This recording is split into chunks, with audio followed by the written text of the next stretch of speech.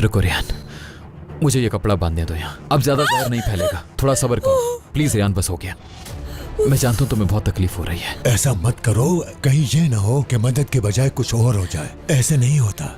जहर जिस्म में फैलेगा, अपनी पकड़ बनाएगा, उसके बाद दवाई के असर से जहर खत्म होगा। पता नहीं दवा का असर होगा भी या नहीं, हमें इसे हॉस्पिटल लेके जाना चाहिए।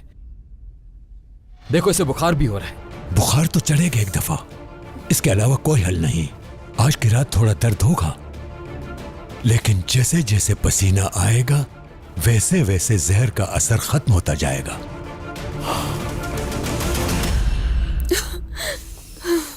परेशान मत हो बेटा, सुबह तक वो ठीक हो जाएगी। ये जब तक ठीक नहीं हो जाती मैं इसके पास ही रहूंगा।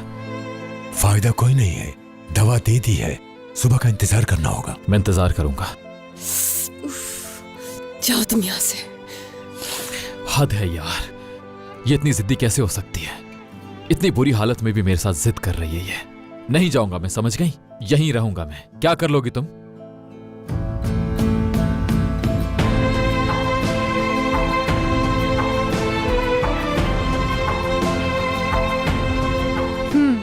चलो अब हम भी आराम करते हैं।